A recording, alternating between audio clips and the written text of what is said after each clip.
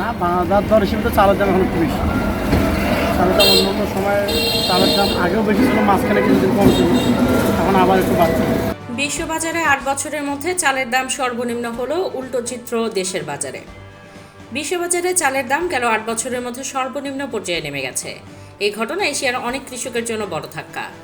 Record উৎপাদন ও ভারতের রপ্তানি নিষেধাজ্ঞা তুলে নেওয়ায় বাজারে সরবরাহ বেড়ে গেছে, তাতেই কমেছে চালের দাম। থাইল্যান্ডের ৫% ভাঙা সাদা চালের রপ্তানি মূল্য বিশ্ববাজারের মানদণ্ড হিসেবে পরিচিত। এই চালের দাম সম্প্রতি টন প্রতি $৩৭২.৫০ নেমে গেছে। গেল বছরের শেষ ভাগের তুলনায় এই দাম ২৬% কম, সেই সঙ্গে ২০১৭ সালের পর সর্বনিম্ন। কিন্তু বিশ্ববাজারে চালের দাম কমলেও দেশের বাজারে তার প্রভাব নেই। চালের দামের পতন শুরু হয় ২০২৪ সালের সেপ্টেম্বরে। বিশ্বের সর্ববৃহৎ চাল রপ্তানিকারক দেশ ভারত ধাপে ধাপে রপ্তানি নিষেধাজ্ঞা তুলে নিতে শুরু করে তখন। এই ঘটনা চালের বাজারে বড় প্রভাব ফেলে।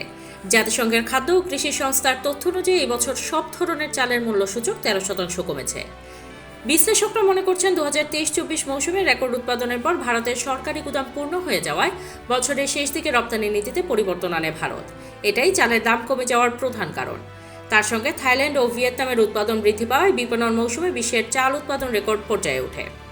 তবে বিশ্ববাজারে চালের দাম কমলেও দেশের বাজারে বেশ অনেকদিন ধরেই চালের দাম বাড়তি। জুলাই মাসে বাজারে সব ধরনের চালের দাম কেজিতে ৫ থেকে ৬ টাকা বেড়েছে। এমনকি চালের ভরা মৌসুমেও দেশের বাজারে দাম বেড়েছে। এখন চালের দাম কত এটা বলো না। এখন চালের দাম আগে থেকে ৫-৭ টাকা ১০ টাকা বাড়ছে। কেজি প্রতি বেড়ে গেছে না? তো এটা লাস্ট মানে লাস্ট কয়দিনে কিভাবে বাড়তেছে? প্রায় ১ মাস থেকে বাড়ছে। ১ মাস থেকে বাড়তি। এর আগে লাস্ট কবে বাড়ছিল?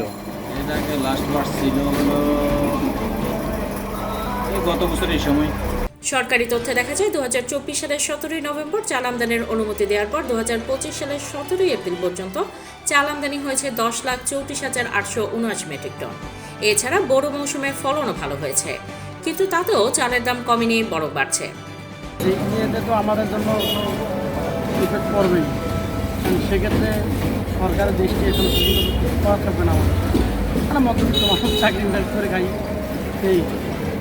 বিশ্লেষকরা বলেন, চাল উৎপাদনে দেশ স্বয়ংসম্পূর্ণ নয়, সেক্ষেত্রে ঠিক সময়ে আমদানি করতে হবে, যেন চাহিদাজনিত চাপ চালের বাজারে আলাদা সংকট সৃষ্টি করতে না পারে। সরবরাহ ঠিক থাকলে বাজারে কারসাজির সুযোগ কমে যায়।